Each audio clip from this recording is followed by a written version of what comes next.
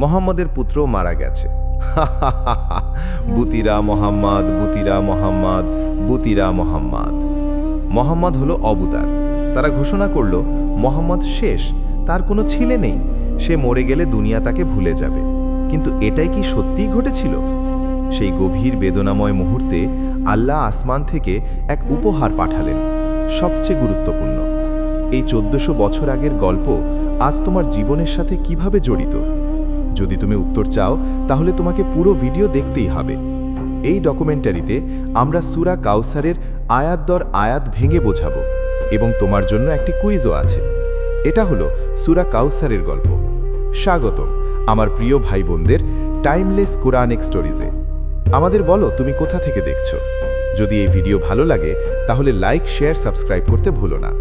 তোমাদের সমর্থন আমাদের এমন অনুপ্রেরণামূলক কন্টেন্ট তৈরি করতে সাহায্য করে এবং আমরা তোমাদের মতামত পড়তে ভালোবাসি, তাই কমেন্ট করতে ভুলো না। এই গল্প বাস্তব ঘটনার উপর ভিত্তিক, যা আর্টিফিশিয়াল ইন্টেলিজেন্সের সাহায্যে সুন্দরভাবে উপস্থাপন করা হয়েছে। তাই গভীর শ্বাস নাও, চারপাশের শব্দ বন্ধ করো কয়েক মিনিটের জন্য। এবার শুরু করি। এটি ছিল মক্কার একটি শান্ত বিকাল। রাসূল সাল্লাল্লাহু আলাইহি ওয়াসাল্লাম বসেছিলেন, তার হৃদয় দুঃখে ধারী, কারণ তার ছোট ছেলে আব্দুল্লাহ সদ্য মারা গেছে। এটাই তার প্রথম ক্ষতি নয়, এর আগেও তিনি তার প্রথম পুত্র কাসিমকে বরিয়েছেন। প্রতিটি ক্ষতির সাথে শত্রুদের কথা বেড়েই চলছিল। ছোট ছেলেটি যে কেবল হাঁটতেও বলতে শিখছিল, সে আর তার কোলে নেই। একটি সন্তান হারানোর ব্যথা পৃথিবীর প্রতিটি পিতামাতার ভয়। রাসূল সাও সেটা গভীরভাবে অনুভব করলেন। কিন্তু যখন তিনি শোক করছিলেন, কেউ কেউ এটাকে উপহাসের সুযোগ হিসেবে দেখল। বাইরে দাঁড়িয়ে থাকা আরেকজন মানুষ ছিল, তার নাম আবু লাহাব, রাসূলের নিজ চাচা। তার প্রতিটি আহাজারিতে হাসছিল সে। একসময় রাস্তায় দৌড়ে গিয়ে চিৎকার করল, বুতিরা মোহাম্মদ, বুতিরা মোহাম্মদ, তার ছেলে মারা গেছে, তার বংশ শেষ। বুতিরা মানে মূল কাটা যাওয়া, অর্থাৎ কোনো ভবিষ্যৎ নেই। প্রাচীন আরব সমাজে মানুষ ভাবত ছেলে না থাকলে বংশ নাম শেষ। রবিতরণ করছিল দাসদের মধ্যে উৎসব, করছিল তার হাসি, মক্কার রাস্তায় প্রতিধ্বনিত হচ্ছিল। আল আস ইবন ওয়াইল সহ অন্যান্য নেতারাও বলছিল মোহাম্মদ অবতার, তার নাম কেউ মনে রাখবে না। তারা সবাই ভাবছিল এটাই শেষ। রাসূল স্যার সব কিছু জানতেন। তার সাহাবীরা বলতেন হযরত খাদিজা রাদিয়াল্লাহু আনহাও এই ব্যথা অনুভব করতেন, কিন্তু রাসূলের মুখে কোনো হতাশা ছিল না। তিনি আল্লাহর উপর পূর্ণ ভরসা রাখলেন। ঠিক সেই মুহূর্তে যখন তার হৃদয় সবচেয়ে বেদনাময় ছিল, আল্লাহ তাকে আসমান থেকে এক অমূল্য উপহার পাঠালেন। জিবরাইল আলাইহিস সালাম নিয়ে আসলেন মাত্র 3টি আয়াত, কিন্তু এই 3টি আয়াত চিরদিনের জন্য উপহাসকারীদের নীরব করে দিল। ইন্না আতাইনাকাল কাউসার, নিশ্চয়ই আমরা তোমাকে কাউসার দিয়েছি। ইন্না মানে নিশ্চয়ই, এটা এক দৃঢ় ঘোষণা। আতাইনা মানে উপহার। আল্লাহ তার রাসূলকে বোঝালেন তিনি কত গুরুত্বপূর্ণ।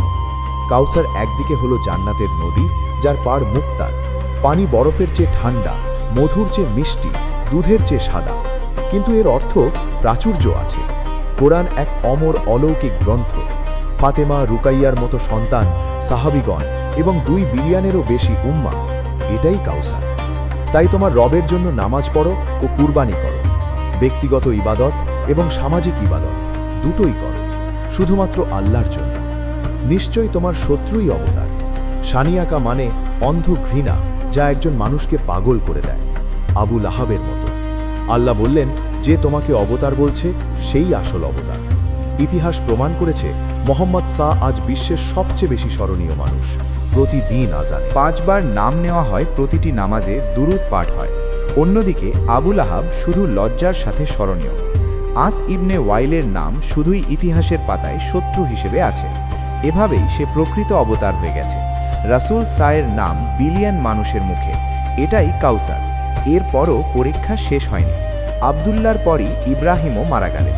শত্রুরা আবার বলল, দেখ অবতার, কিন্তু আল্লাহর ওয়াদা সত্য। তার আধ্যাত্মিক বংশ আজ 2 বিলিয়নেরও বেশি।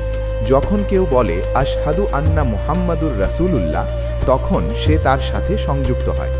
আজও যখন আমরা দুঃখে পড়ি, লোকজন ঠাট্টা করে, আমাদের পেছনে কথা বলে, এমনকি মেয়ে সন্তান হলে কেউ কেউ দুঃখ প্রকাশ করে। এটা আবু লাহাবের মানসিকতা। আমাদের এই চিন্তা ভাবনা ত্যাগ করা উচিত। কেউ দুঃখে পড়লে তাকে সান্ত্বনা দাও, শুধু বলো আমি তোমার সাথে আছি। যেমন আল্লাহ তার রাসূলকে 3টি আয়াত দিয়ে সান্ত্বনা দিয়েছিলেন। তোমার কাউসার কি? স্বাস্থ্য, সন্তান, বাড়ি, অবসর সবকিছু আল্লাহর নেয়ামত। মানুষ হাসপাতালে লাইন দিচ্ছে, কবরস্থানে ফাতেহা পড়ছে, তাই হতাশ হয়েও না, নিজের নেয়ামত গুনো। আজকের বিশ্বেও অন্ধ ঘৃণা দেখা যায়, যেমন ফিলিস্তিনের ওপর নির্যাতন, নির্দোষ শিশু হত্যা, হাসপাতাল বোমা বর্ষণ। এগুলো কৌশল নয়, এটা পাগলামি। আল্লাহ বলেছেন এই ধরনের মানুষই আসল অবতার। ইতিহাস তাদের বিচার করবে, আর ফিলিস্তিনিদের ধৈর্য চিরদিন স্মরণীয় হবে। পরবর্তী তুমি যখন সূরা কাউসার পড়বে, মনে রাখবে এটা আল্লাহর এক ব্যক্তিগত উপহার। পরে যখন রাসূল মক্কা জয় করলেন, তখন সবাইকে ক্ষমা করলেন। যারা উপহাস করেছিল তারাই মাথা নত করল, তাদের সন্তানরাই ইসলাম গ্রহণ করল। সেই অন্ধকার রাতে যখন একজন পিতা তার সন্তান হারিয়ে দুঃখে পড়েছিলেন আর শত্রুরা হাসছিল, ঠিক সেই সময় আল্লাহ তাকে প্রাচুর্যের ওয়াদা দিয়েছিলেন। আর 1400 বছরের ইতিহাস সাক্ষী দেয় এই গল্প সূরা কাউসারের একটি দিব্য উপহার, যা যুগ যুগ ধরে লক্ষ হৃদয়ে সান্ত্বনা দিয়েছে। জাযাকাল্লাহ খায়ের। দেখার জন্য লাইক, শেয়ার, কমেন্ট করতে ভুলো না। সাবস্ক্রাইব করো।